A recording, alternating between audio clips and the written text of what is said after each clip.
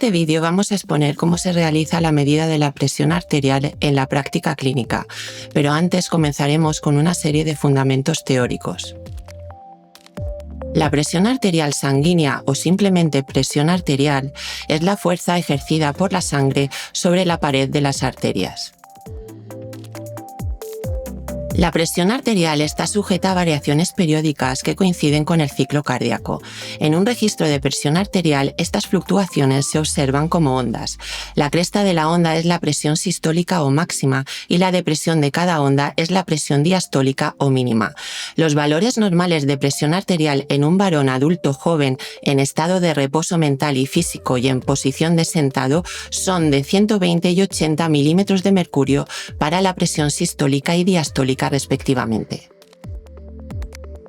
Considerando el ciclo cardíaco, la cresta de la onda corresponde a la contracción del ventrículo, presión sistólica, mientras que la depresión de la onda coincide con la relajación del ventrículo, presión diastólica. Puesto que la presión arterial es igual al gasto cardíaco por la resistencia periférica total, cabe destacar que la presión arterial sistólica fundamentalmente depende del gasto cardíaco, mientras que la presión arterial diastólica de la resistencia periférica total. En clínica se utiliza el método auscultatorio, mediante el uso de un fonendoscopio y un esfigmomanómetro de columna de mercurio o aneroide de aguja. Este último es calibrado utilizando el esfigmomanómetro de columna de mercurio.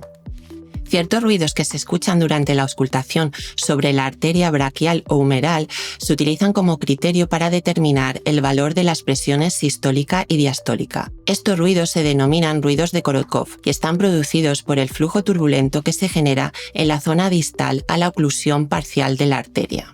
En circunstancias normales, si se coloca un fonendoscopio sobre la arteria braquial o cualquier otra, no puede escucharse ningún ruido, ya que el flujo de sangre por los tejidos es laminar e inaudible. Sin embargo, si se comprime la arteria con el manguito del esfigmomanómetro por encima de la presión arterial sistólica, el flujo de sangre se detiene por completo. Cuando se libera la presión del manguito mediante la válvula del esfigmomanómetro y esta baja lo suficiente para permitir que se abra la luz arterial, el ruido ligero que se origina corresponde a la presión arterial sistólica o máxima. A medida que desciende progresivamente la presión del manguito, el ruido pasa por una serie de cambios de intensidad y calidad, llamadas fases, que se describirán a continuación. La presión a la que dejamos de escuchar los ruidos corresponde con la presión arterial diastólica o mínima. Previamente a la realización de la técnica se le informa al paciente de la misma. Ha de realizar un descanso de 5 o 10 minutos evitando inquietud, nerviosismo o haber tomado sustancias estimulantes.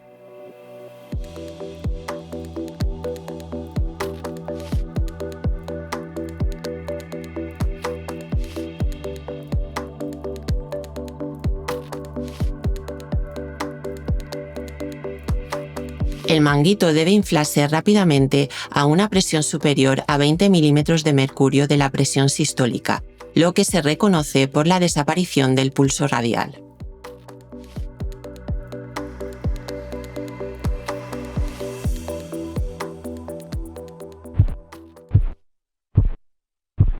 Fase 1 de los ruidos de Korotkov indican la presión sistólica para adultos y niños.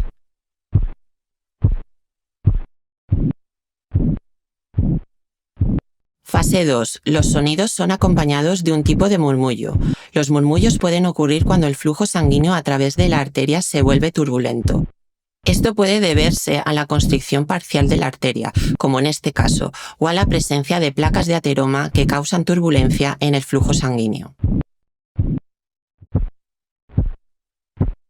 Fase 3. Los murmullos desaparecen y el sonido es más nítido y de mayor intensidad. Los murmullos son fruto de la dinámica del flujo y características de la arteria.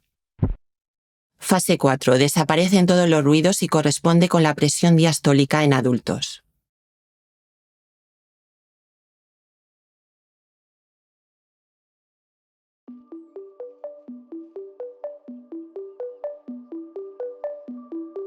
Colocación del brazalete por encima de la ropa. Mal ajuste del brazalete. Posturas incorrectas en la medición, como estar de pie, tener las piernas cruzadas o conversar durante la técnica.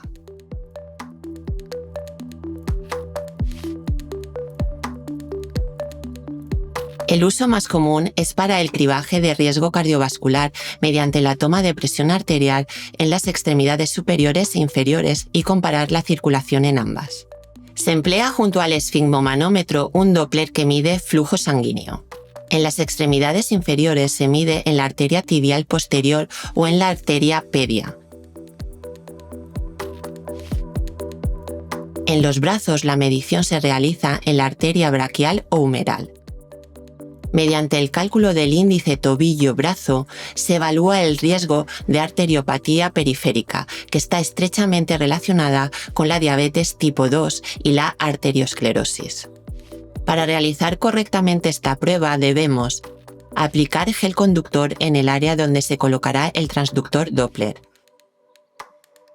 Posteriormente se coloca el transductor Doppler con una inclinación de 45 a 60 grados con respecto al vaso, en el punto de medición de la arteria y se escucha el pulso.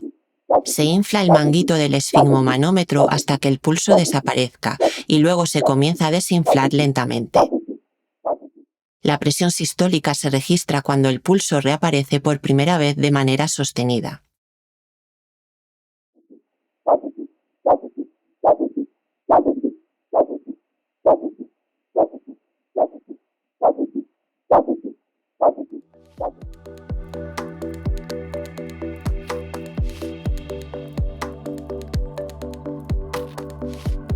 Se repite el mismo proceso para la arteria tibial posterior o pedia en ambas extremidades.